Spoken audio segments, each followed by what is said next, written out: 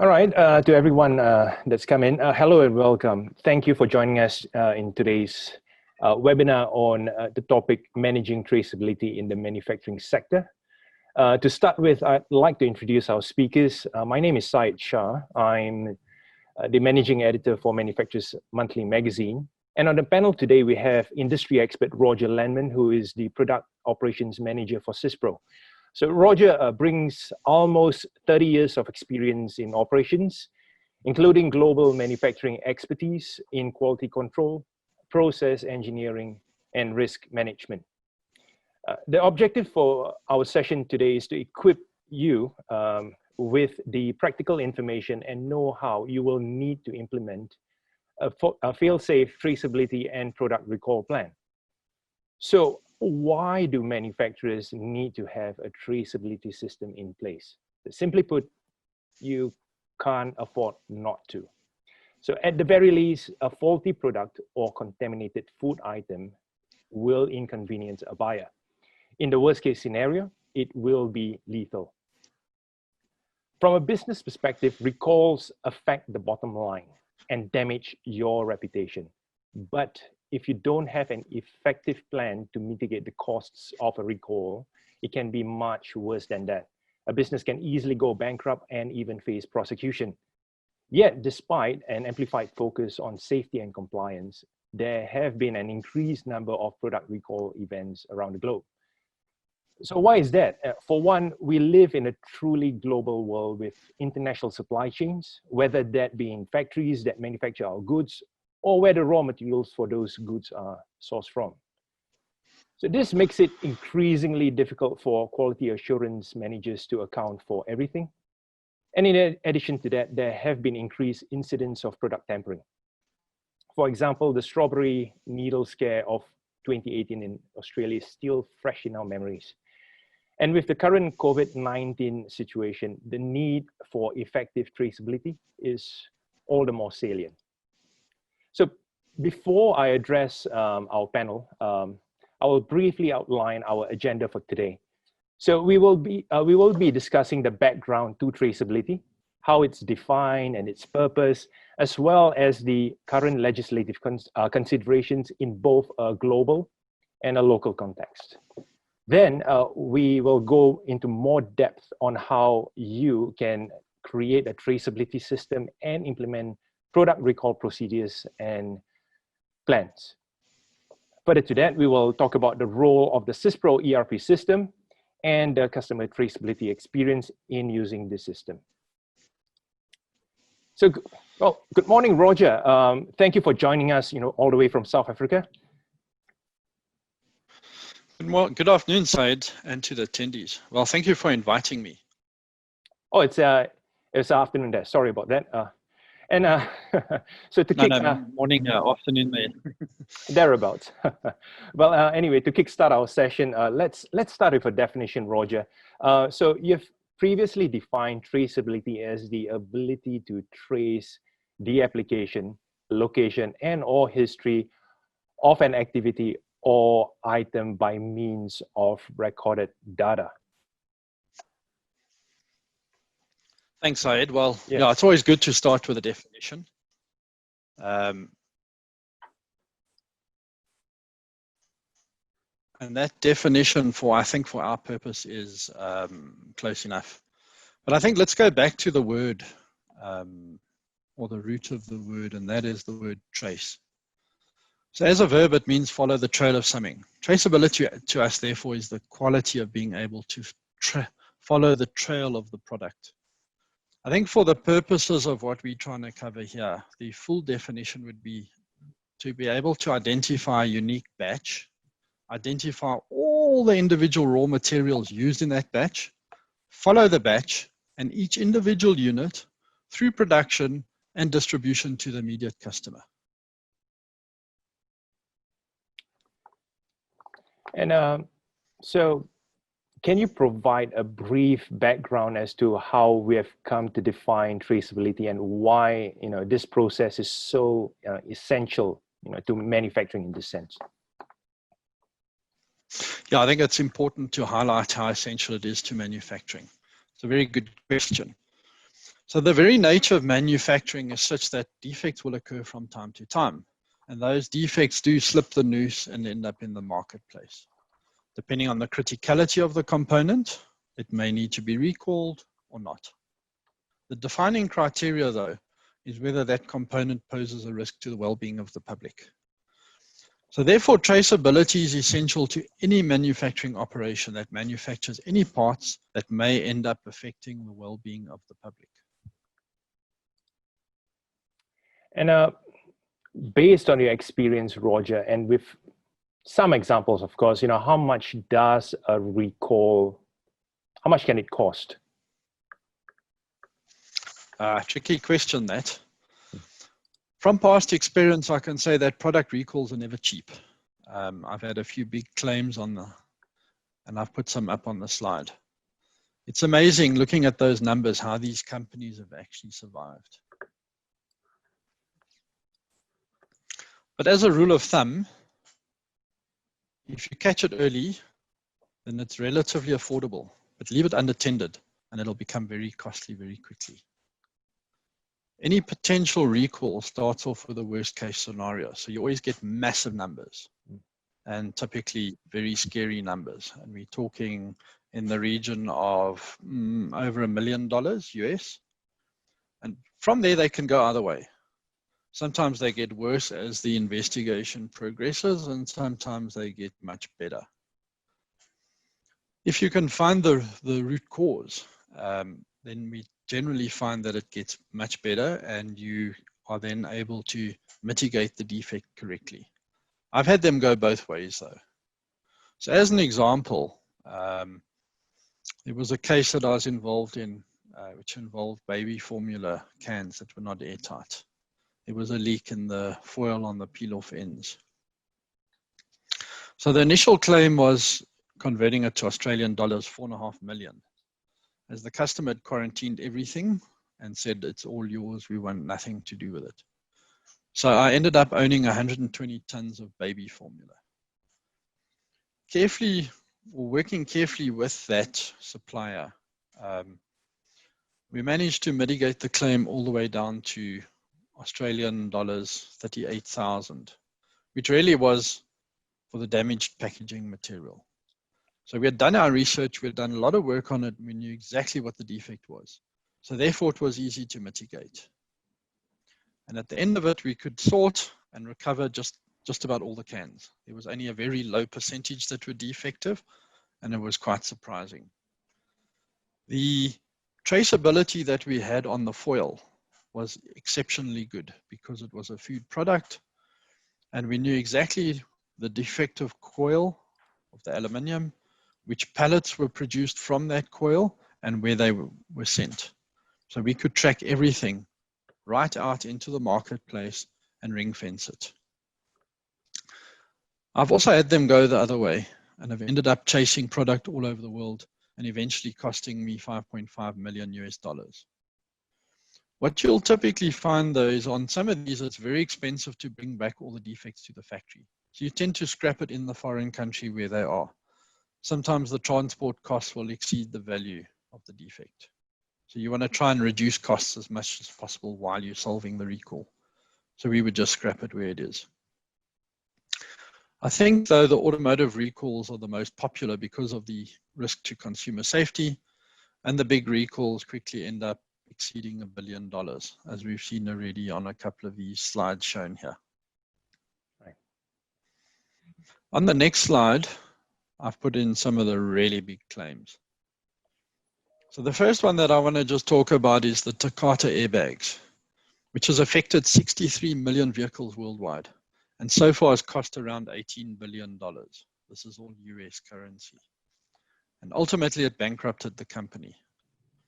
So as we said earlier, the worst case is where these things start, and it was originally $24 billion. So the fact that it's only $18 billion will take. Just as an understanding, Takata employs over 50,000 people worldwide and has facilities on 4 continents. They're that big, and yet something like this has wiped them out.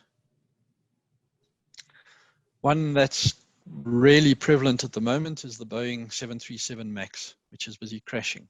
So they've had 2 planes go down, and that stopped the sale and everything to do with that aircraft. It's cost Boeing so far $19 billion US, and it's costing them $60 million US per day. So the latest talks are now that without a $60 billion bailout by the US government, Boeing will collapse. This is scary numbers. Closer to home, I just want to highlight your 2018 contamination of the strawberries with the needles by a disgruntled employee. So the estimates so far show that it's cost the Australian strawberry industry about $12 million. But the worst case was a whole lot worse than that, because it's a $500 million industry, which they thought might not survive. And this $12 million does not factor in all the brand damage, all the people that were laid off, and several farms that were unlikely to survive. Right. And in terms of legislation in this case, what are the key laws that, govern compliance, safety, and product recalls in this country, in Australia? Yeah, so it's always an important part to fully understand exactly what the legal side of the problem is likely to be, because I think this is the one that worries us the most. We'll only touch on it here though, because I'm not a legal person, but I think there are a few very important points to be made. The first one is that there's a very wide range of national and state legislation, as well as a lot of industry-specific regulations that all consider recalls. In my research, I found 2 main pieces of legislation.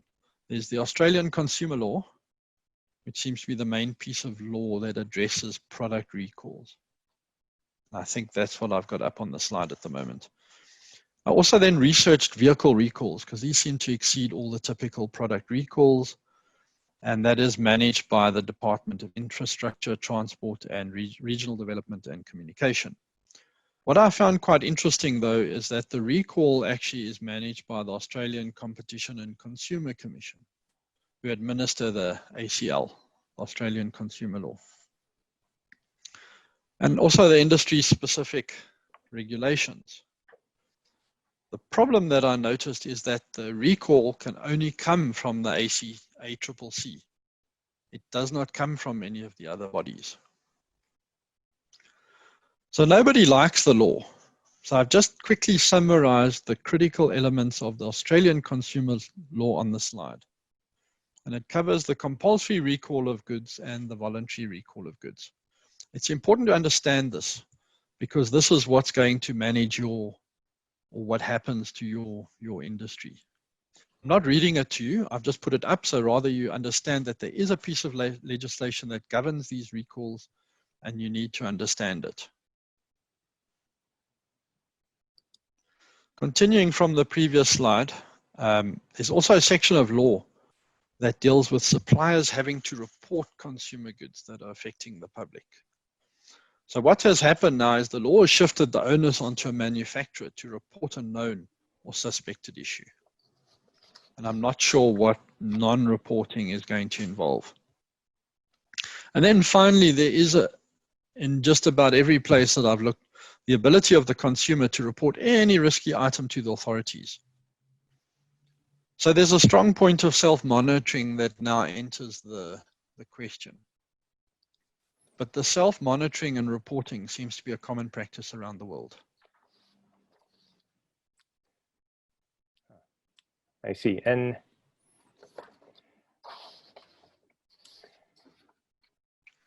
so in this case, how does Australia, in this case, compare with the rest of the world? For example, like European countries.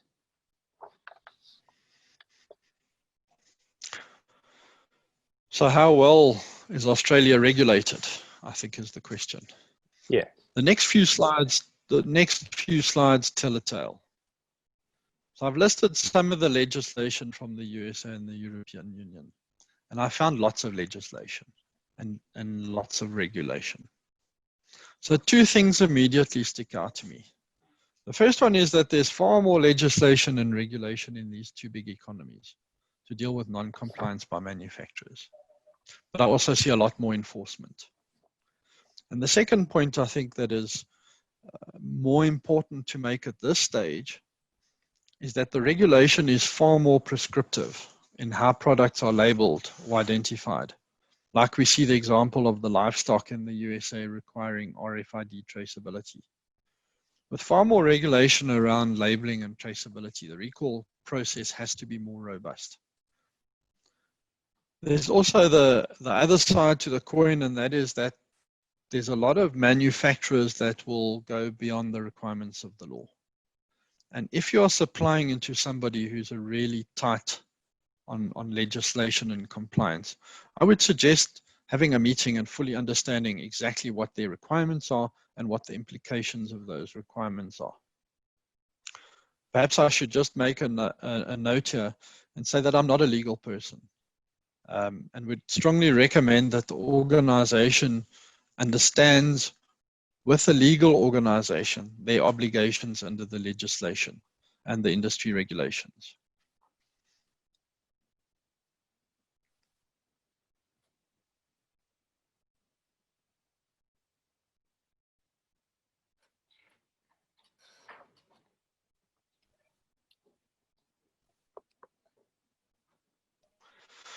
So let's take a look at the regulator. The Australian Competition and Consumer Commission, the ACCC as they are known. They have a wonderful website with all the current recalls. So if there's anything that anybody needs to understand or is thinking about, go on there and have a look. I think it's worth mentioning at this point that doing some research on their website that I found on the 24th of April 2020, so this is what, 2 weeks ago, amid the COVID crisis, there were 7 recalls in one day. 2 for Volvo cars, 1 for Scania buses, and a few other items. So even in this critical time, these things are taking place around us. So let's take a look at some of the statistics, because I think this answers the question on whether there is a problem. So we can see from the slide that there are people dying or getting injured daily from unsafe goods in the economy. 780 deaths and 52,000 injuries per year on average. And the cost to the economy is a staggering $5 billion. Breaking that down a bit, I think it's simpler to say that there's 6.6 million individual products under voluntary recall as we sit here today. And of those, there's 1.7 million recalled products that have still not been returned. In simple language, this is 1 in 4 households now have an unsafe product in that house. So how at risk are they? I think trying to quantify the size of the problem, let's compare to some of the other countries. So Australia, we talk about 650 recalls per year. This is including your motor vehicles and things like that. The USA average is about 4,200 per year, including their motor vehicles. But it's roughly 410 by the Consumer Product Safety Commission, and the FDA amount to about 2,800. So the FDA manages all their food and drugs, and you'll see there's a lot of that in the USA. In the European Union, there was 2,080 in 2019, and in Japan, all we know is that there was more than 1,000. Unfortunately, their website is in Japanese, so I couldn't translate much more than that. The point that I want to make here is that as a per capita statistic, we need to look at the Australian numbers versus all of those. And I think we can see that the Australian numbers are a bit higher than the rest of the world. In the process of researching what I was busy with, I came across an alarming disclosure from the ACCC. And that was that, and I'm going to quote it, many people would be surprised to learn that there is currently no law that requires businesses to not sell unsafe products. This is a huge issue because it means that people can sell unsafe products with little recourse. I know that this is going to be receiving some urgent attention, but it still remains that there's no specific law to stop businesses breaking the law. I find that quite interesting. So this will certainly not stack up against countries like the USA and the EU, as we've seen from above. The EU, for example, applies a law of negligence in such cases. So then the question becomes, is the Australian legislation not holding the perpetrators accountable, or is it not able to enforce this legislation? I think it's a question of both. Looking at the amount of law enforcement there is in the land of the free, i.e. the USA, everybody there is able to force compliance, whereas I don't think it's quite the same in Australia. Finally, this raises a very important question for any manufacturing business. And that is, if you're going to be exporting to these bigger trading partners, the legislation and the regulation in the trading partner country may expose the organization to legislation that could end up in its demise. We've spoken about the Takata airbags, and even though they're a Japanese company, they were bankrupted in the USA. Well, I guess this brings us to, why you need a traceability system. So, when we talk about a traceability system, what should this system consist of, Roger? Right, so now we're getting right into the heart of it. It's the traceability system that makes the whole system tick. So a traceability system, for what I require or for what I'm advocating, requires 4 main steps: define, document, review, and test. So this is the heart of the product recall system now. No traceability system, no recall. All right, let's look at it in more detail. Sure. So to start with, let's discuss the importance of scope over here. So why should a business scope out their system carefully? So this is a very important part and probably the most critical step of the whole system. The scope of the system will determine how big is the system, i.e. its size. But the caveat that I want to bring in here is the system must suit the capability of the business. It's no good designing a system that the business can't support. So full traceability of a product requires a one-up, one-down system. Supplier traceability, i.e. the ability to trace all the supplier's products coming into the organization. The process traceability, which is the traceability of all the products moving through the organization, whether they're new products or not. And it's important to understand that, because here we start talking about some items are bought in and just sold out. We need to be able to trace those. We need to know where they came from, if they were changed, if they were repacked, if packaging changes, if it's a part order. All those sort of things can all impact on the traceability. And finally, we need to have our customer traceability. So we need to know exactly what we've sent to which immediate customer. And it's important that you focus on the word immediate. What the customer's customer does and what happens in the customer's system, you have no control over it. So we need to put together a seamless interface between all of these 3 systems. And that is the only way that we will actually have a robust system. Right.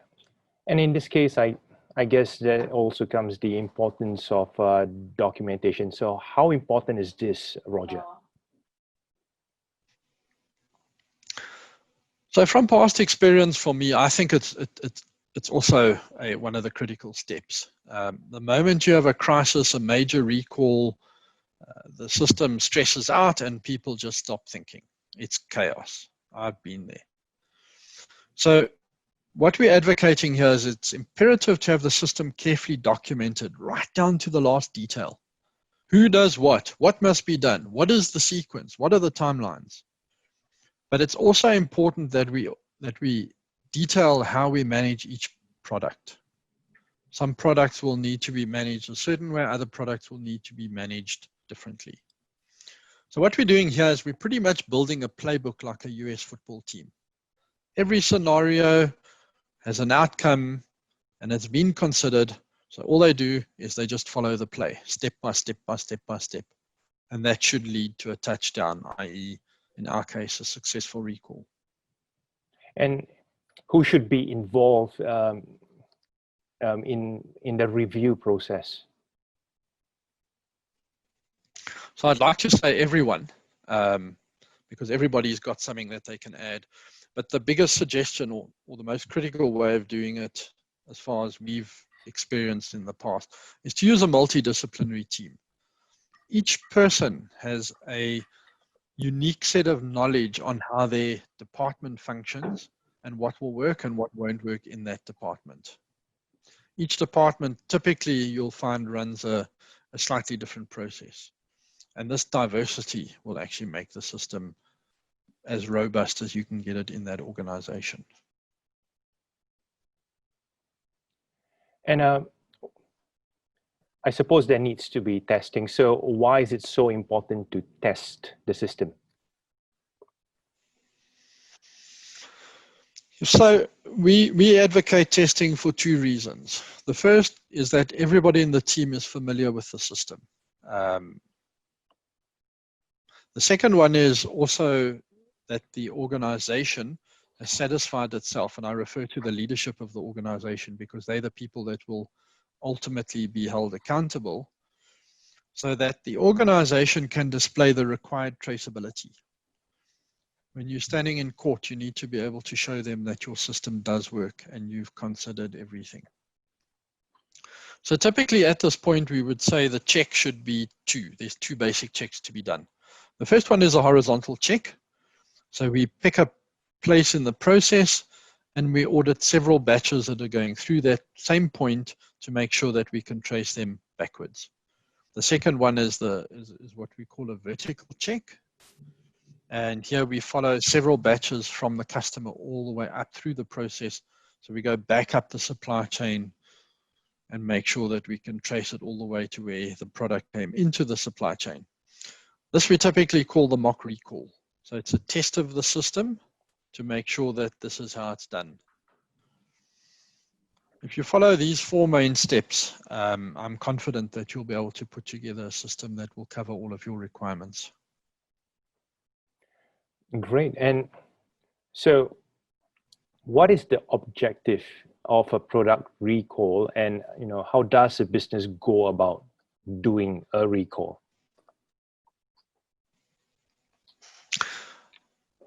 This is the good stuff now, Syed. We're getting to the heart of the conversation. We need to describe all the elements, which we've done, but now we need to put them together. So you have a traceability system, but that's not going to recall your product. It's going to help you find it. So the high-level answer to your question is the objective of a product recall is simply to protect consumer health. The more formalized definition is to protect the public health by informing consumers of the presence on the market of a potentially hazardous product, and by facilitating the rapid identification and removal of these products from the distribution chain, ensuring that the unsafe products are either destroyed or rendered safe. I'll cover how the business undertakes the product recall shortly.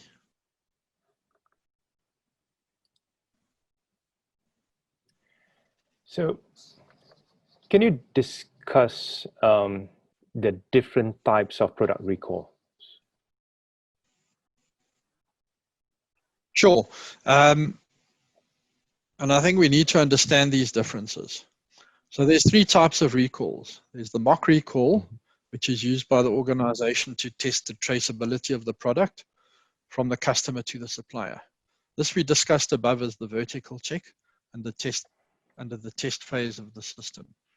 A quick way to do that is to go and buy a can of your own product, or go and buy one of your own items from the retail shops and take that back to the business and say, right, find out the whole history of this product for me. Then we have the product withdrawal, which is the removal of the product from the distribution chain, but this is before it's reached the customer. So at this place, it's just straight communication with members of the supply chain. And finally, we have the worst of the worst, the formal product recall. And that is the removal of the product from the distribution chain when goods have been sold to the consumer.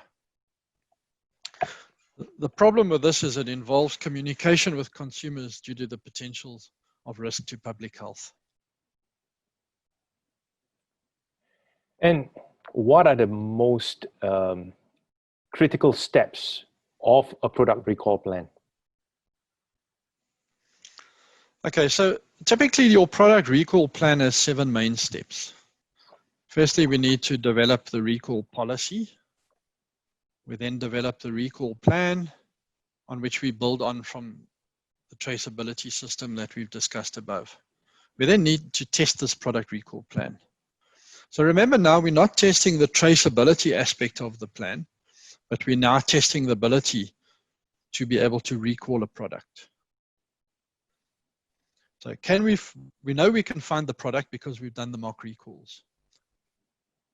But what is it going to take to get that product out of the supply chain and reduce the health risk to the public? There's the notification and initiation of a product recall. There's management of the product recall. There's the closing of the product recall, and this is quite an important step as well. We need to gather up all the evidence. We need to keep it together.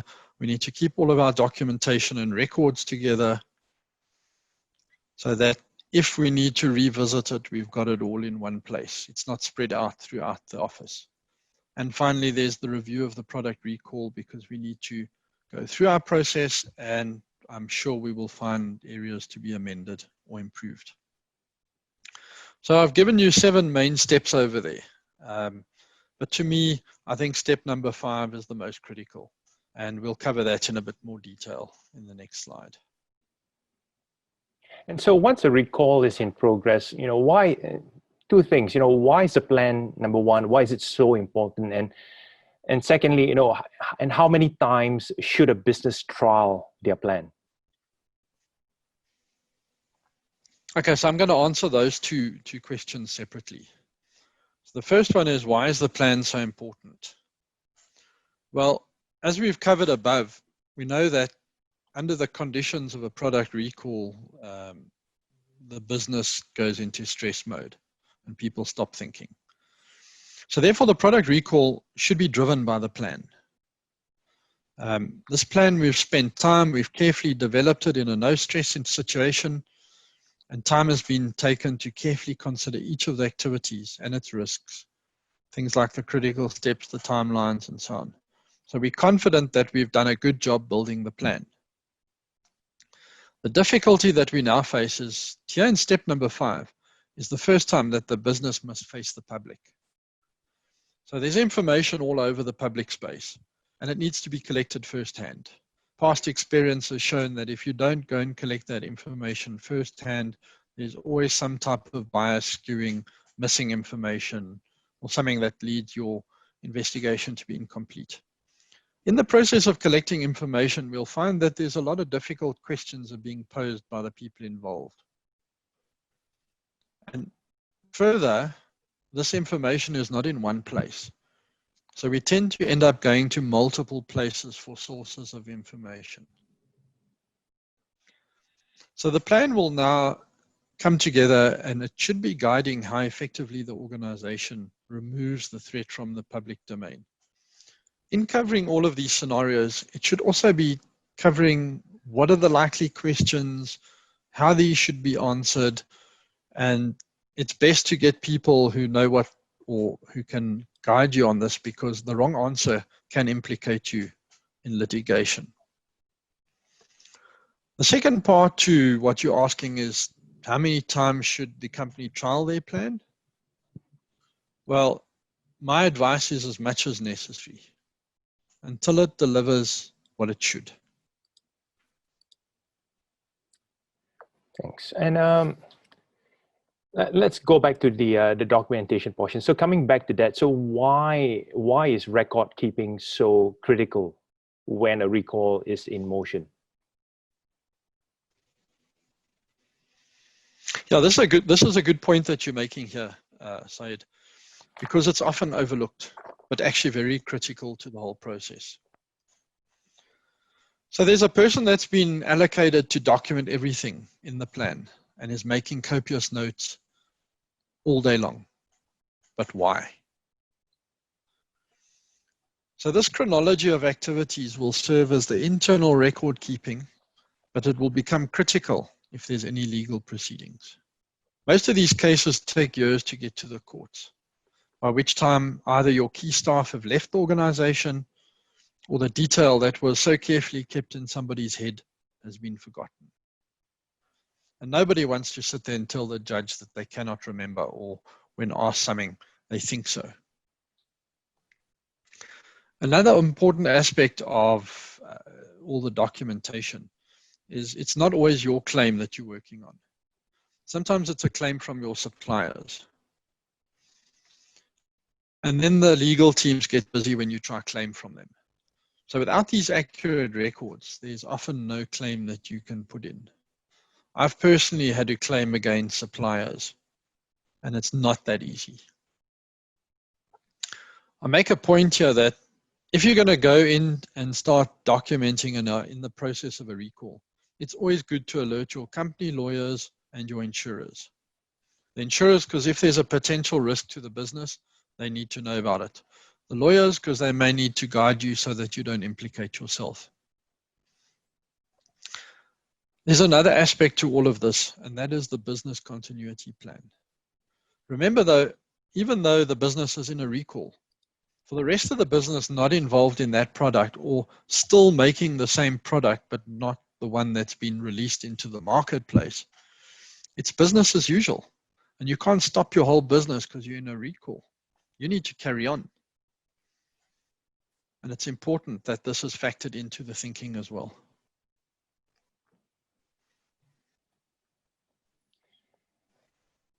Right, and thanks for explaining that. And so, Roger, I suppose a very good ERP system is necessary in this case. So, could you provide us with an overview as to how the SYSPRO ERP system can resolve some of the challenges that manufacturers face in terms of traceability and product recall, the product recall procedure?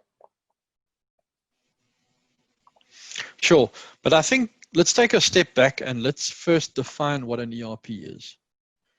So ERP is an industry acronym for Enterprise Resource Planning. So it's a piece of business software that's been designed to record and manage all the data across your enterprise. Broadly speaking, it refers to the automation and integration of the company's core business processes so that they can spend more time focusing on the effectiveness and success of their business. So when we talk about integrating, we talk about core business processes such as customer orders, scheduling operations, and the like, keeping the records, financial data. It's a high-speed interrogation system as well of all these records. So you'll see that the ERP then becomes fairly critical in managing a product recall. So now that we've covered what the ERP is, let's take a look at the SYSPRO ERP offering. So SYSPRO is one of the bigger industry-specific ERP solutions, and it's designed to simplify complexity and focus on adding value to the manufacturing and distribution businesses. It's industry-specific to support these business systems. And SYSPRO does offer a full traceability system. So if you're ever in a product recall, it will help mitigate that. So let's take a look at what the SYSPRO traceability system is. So the solution was developed within the SYSPRO ERP to track and trace material products throughout the supply chain, right from where they received into the organization until they dispatched out of the business. So the traceability system, as it sits in SYSPRO, was developed to support a product recall system by being able to easily track any products in the system as well as quarantine them. This integration into the ERP is critical to your product recall, as it can extract all the information that you need in a couple of minutes. We've tested this and we can verify that. It also has the added functionality of being able to deal with customer complaints, manage your returns, especially when time is of the essence. So having a fully integrated traceability system in one centralized place allows you to take the actionable steps and quickly impact the issue or the recall. This will help improve governance, but it can also help us trace and report on every aspect of the supply chain in real time. So one of the problems that organizations can find themselves with is if the traceability system is an add-on and not fully integrated into the ERP, it may not be able to deliver all of the information that is needed in the time frame that it's needed.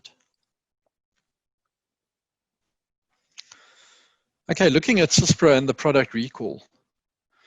The SYSPRO traceability function is designed for batches, or lots as we call them in SYSPRO, but it also covers serial traceability, which are single items needing unique traceability. It also supports the critical functionality that we know you'll need in a product recall, which is the quarantining function for any stock still on site, and the product recall, which will find out exactly where the effective products were sent and where they can be found. In a recall, typically we want to cast the net as wide as possible and then eliminate the products that are not affected by the defective product and release those. So let's take a look at the product recall system and I'll show you some of the functionality. So you can see in the system menu that there's a section for product recall, which is part of lot traceability. So I've prepared some sample data, and this picture that you're seeing is just a screen grab of that. So we made some bread, and after we distributed it into the community, some people got sick after eating that bread. We've done some investigation, and we've traced the delivery of the bread to their shop as lot 505. Lot 505 is the third one down. As you can see, it's the batch of bread. But we can also see this as a parent item. So we need to understand all of the ingredients. What we're seeing is a screen of lots of finished goods and ingredients. So this is a list of all the finished goods and the ingredients that are all related to lot 505. Any product that has shared any of the ingredients used in lot 505 is also listed here. So this is in effect every potentially affected product.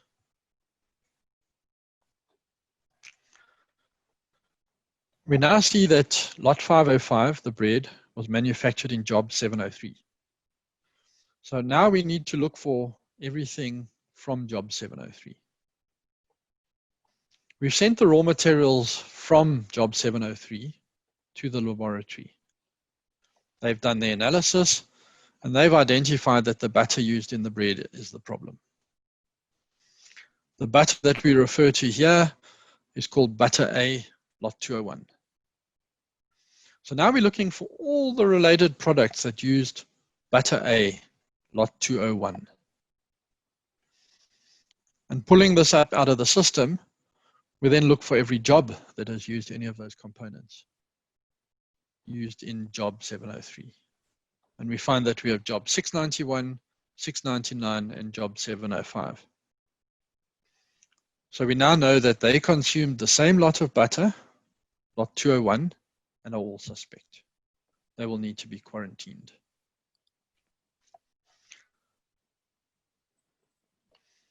Going a step further now and interrogating lot 505, we find that it was sent to two customers, customer 001 and customer 018. From the system, we can also see exactly the quantity that was delivered to them. So the batch was 100 loaves, and 66 loaves were sent to customer 001, and 34 loaves were sent to customer 018.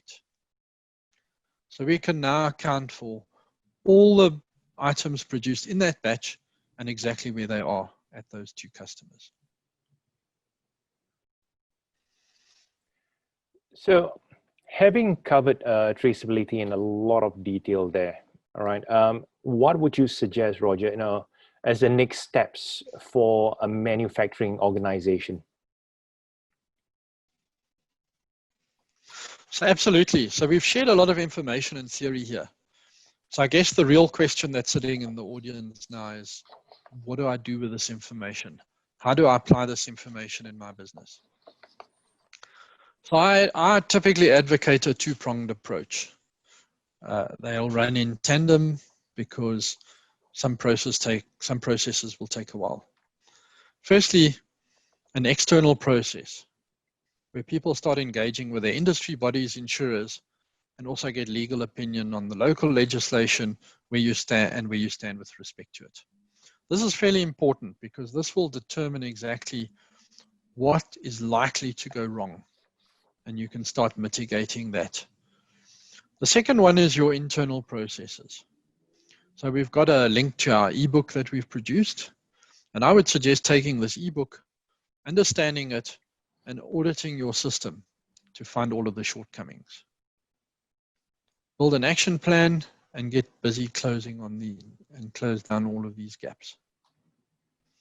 And just as a final check, when you think you've got it right, make sure that you can trace the batch right through your system.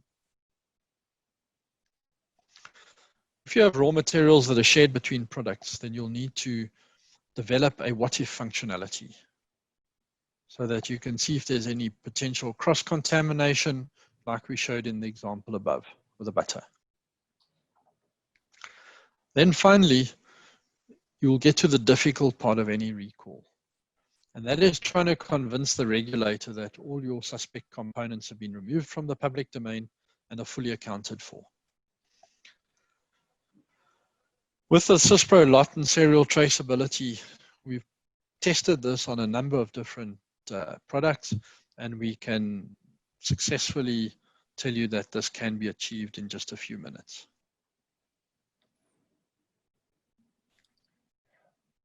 Well, so Roger, that's a very detailed explanation over there. So, so in your experience, could you talk us through like a real example, on an application of a product recall and how the SYSPRO ERP actually helped manage that product recall? Any real life examples, a case study or that sort that you can share with us? Yeah, well, I've traveled the world solving product recall issues, customer complaints. So I have certainly a good few. But there's one interesting recall that I think is worth discussing. And that was in Abu Dhabi in the middle of summer. So you can imagine visiting a customer in a suit and tie when it's 48 degrees in the shade. It was certainly very uncomfortable. So normally you'll first be notified that there is a problem, and you'll receive some type of complaint from the customer. And at that point, I always ask the customer to immediately isolate all the problem or suspect components. I then also ask them to send me samples so that I can actually investigate what's going on before I walk into the customer cold. I do my research, I formulate my hypothesis, and then I test it. I'll do things like run an advanced root cause analysis on the defect, try and get a big picture of what the problem is. So then I will go and visit the customer, and I am typically very well prepared. And I take a lot of information with me so that if questions are raised while I'm there, we can answer that. In arriving at this customer, I was certainly very well prepared, but I was not ready for a boardroom full of defects. On this particular trip, I took the plant technical manager along as well.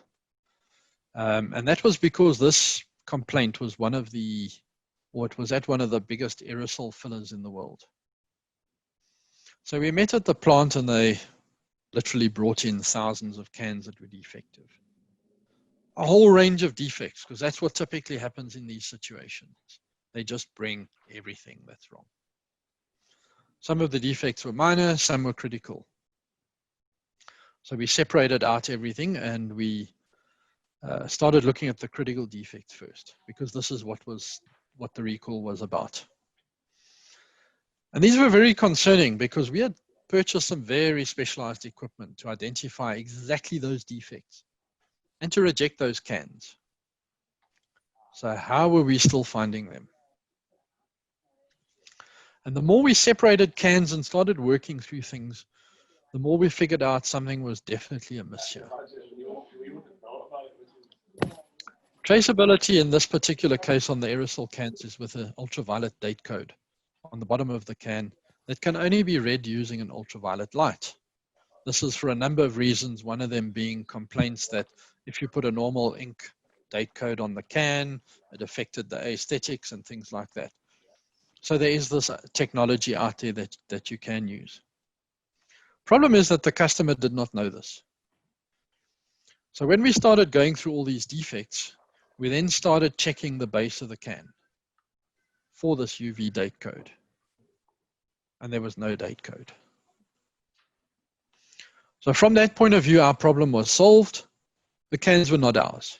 So we had no liability in that claim and nothing to do with that recall. But I think the learning points are quite important here. And that is for any complaint that entails you physically going to see the customer, it's normally large enough to be a problem. So I would make sure that you're properly prepared. Also take along some process experts who can quickly identify the typical type of problem that you're dealing with. And take as much information as you can with you. In this particular case, we took all the batch numbers, we took the manufacturing dates, so that we could verify the samples that were defective against those dates. And also take all your traceability info. You don't really want to sit there and not be able to answer questions. Then we checked the traceability system. Well, I was quite excited that ours worked very well, and we had all the information that we needed, as well as we had the unique mark that identifies our product. The problem now came to the fact that their traceability system was non-existent. So they had no record of any product through their process, except for a pallet number. But they couldn't identify which of the cans had come off that pallet in their newly packed pallet. There was no linkage. And they did not have any traceability. So that caused a massive problem in trying to resolve this, because they themselves were not in a position to recall the product if they needed to.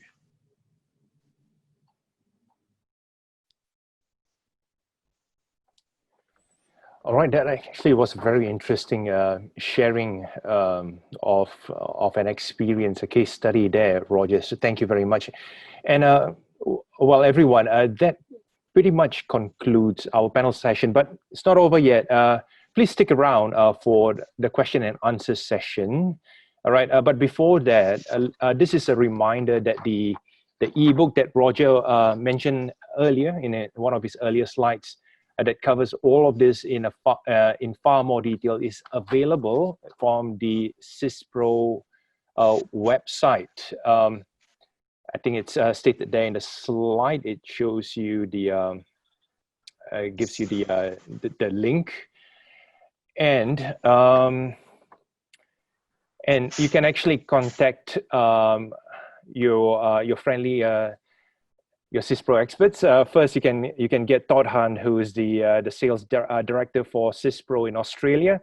You can email him at todd.hunt@syspro.com, and of course. Today, you have Roger Landman. You can get him at who is the product operations manager for SYSPRO. You can reach him at roger.landman@syspro.com. All right. Now, look, I understand much earlier we had a poll going on. I understand that the poll's actually closed. So what I'm going to do right now is I'm going to relaunch. So I know there's like about 70-ish of participants out there. So I'm going to relaunch the polls again, just to have like a quick look through. It's on how product recalls, were like in the past 5 years, and how product recalls, whether they were successful or not. So Roger, because it went on, and there were just only 20 plus of them actually had a chance to, but we have got so many people today, so we just want to let them have a go at giving their thoughts on that. Let's so I'll just have a go at that. Absolutely. Yeah. So first one I have over there is on have you had a product recall in the last 5 years? So if you can just so those of you who are still around, just have a click on that. That's right. I can see it going up. No, yes. You can see a lot of the no's coming up. Very interesting, right, Roger? I think you can see it as well. Yes, yes.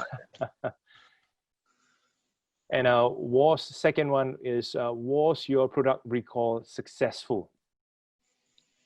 Yep. So please click, go for it.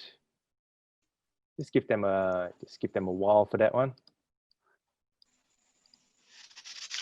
Very interesting, don't you think? No. Have a look at that. Obviously, our session today is to try and help companies be more successful on point number 2 there. And that is to make those product recalls successful. Yeah, that's right. And I think we can actually see, how many of them had, a product recall in the past 5 years. A lot of them don't have one. It's just one of them that had, was product recall successful? If they had, interesting, 4 of them had successful recalls, but 75% of them so far I can actually see don't have successful recalls. It's interesting.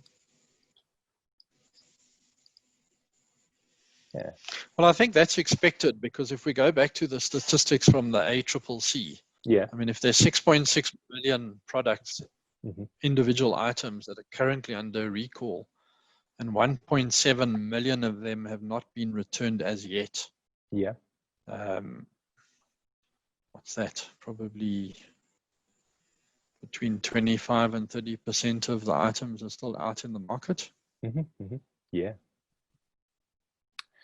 Right. So if we go back to the definition there as well, remember the product recall is only complete when the unsafe item is removed from the public domain. That's right. Sorry, just a second there, Roger. And also, while everyone is actually, you're doing your polls and everything, please feel free. There's a Q&A actually that's been launched, window that's up there. Post all of your questions up. Anything that you want to ask about the traceability system, about the SYSPRO ERP system, it can actually help your business. Ask anything that you want to ask. I think Roger is here to actually answer all of your questions over there. I think we've got a couple so far. While we're waiting for the polls to finish, Roger, I think we've got one there that says, how is the product identified by name and description? So typically you would put a unique, some type of unique, like a serial number or a batch. So depending on what the product is and what the requirements are of how it needs to be identified would really determine how you would do that. The name and the description, well, the name is only one part. For any traceability to occur, you need 2 bits of information. You need to know what the name is or the item code, and you also need at least something like a date of manufacture or the lot number or the serial number that you can then use and go back into your system to trace. So I think that really is the critical part. So on the high mass-produced items, you'd look for a lot number, and you would then have to recall the whole lot. It's worth noting in the middle of this conversation that when I said, you need to design your system that fits the capability of the organization, if you only make a few items in a day or a relatively small batch, then you can afford to throw away the whole batch. So you would then typically run a batch code for the whole day's production and know that that's what you're throwing away. If you're making hundreds of thousands of items, then you would try and break that down into smaller numbers. Otherwise, you're going to end up throwing away a lot of items that are, for the most part, good. Yeah. We've got also another very interesting question. I think it's by the same person who asked the other question. So the person actually asked, participant asked, does the SYSPRO system use the GS1 coding identifiers for locations and items? That's interesting. Yeah, so the GS1 is a pretty standard code system that most of the world runs on. What we have is we have the ability to link up with anyone or many different coding identifiers, and one of those would read the GS1. So we don't specifically have that set up in SYSPRO, the GS1, because they keep on changing, but we can plug in somebody's system that does that. So we have a couple of options on that. Okay. And is there anything that you cater for? So another question on like RFID, or for Internet of Things. Does SYSPRO cater to that, and blockchain tech? Not blockchain, but the RFID, as I said, we've got a lot of third-party software that does read that plugs in to SYSPRO. I have done some work with an organization in South Africa that basically deals in cattle and livestock, and they're using RFID to sort the herds. So we know that can be done. I see. And by the way, while we are, while everyone is like answering their questions, there's a second poll that was put up earlier. I've just launched that second poll. We've got some respondents in there. That's the one on how a product recall has impacted you the most. Feel free to actually vote. Put in your votes on that one. So yeah, exactly. Great. So any other thoughts that you actually want to add, with regards, because one interesting thing I suppose is it's, tracing back to, let's say, a defect, or what people are actually interested in manufacturing, from my own understanding is, if let's say there's a defect in a product, it's always trying to is looking back, trying to trace back exactly to where something actually went wrong, where the defect actually occurred, to pinpoint. That's exactly what the SYSPRO, that's what an ERP system that SYSPRO would do. Am I right? Absolutely. Yeah. To pinpoint it. I see we've got a third question in there, which I'm just busy dismantling. So, currently subscribed to lot traceability module in SYSPRO, but has withdrawn due to a number of reasons. I don't follow that because the lot traceability, particularly the product recall system, is up and running as far as I know. And it's recently been upgraded to include even better functionality. So can it be limited to specific warehouses? only due to the nature on how we have used the warehouse in SYSPRO? Absolutely. If you go into the product recall program, you'll see that it allows you a whole lot of options to sort. So one of those options would be the warehouse, lot numbers, and a couple of other criteria. I see. All right, great. Well, I think that's pretty much about all the time we have. That's all the time we actually have for today. And I would like to thank, well, Roger, yourself, for being with us today, and as well as all the participants that have come down to today's webinar. I hope everyone has enjoyed themselves, learned quite a lot. I'm sure there's a lot more burning questions that you might want to ask, might want to find out a bit more, be educated a bit more about traceability and the laws, the legislations. And if you want to find out a bit more, please reach out to a couple of things. You can actually reach out to either of the SYSPRO personnel, like I mentioned in the previous slides, or if you want to, see, and if you have missed part of this webinar, it will be uploaded.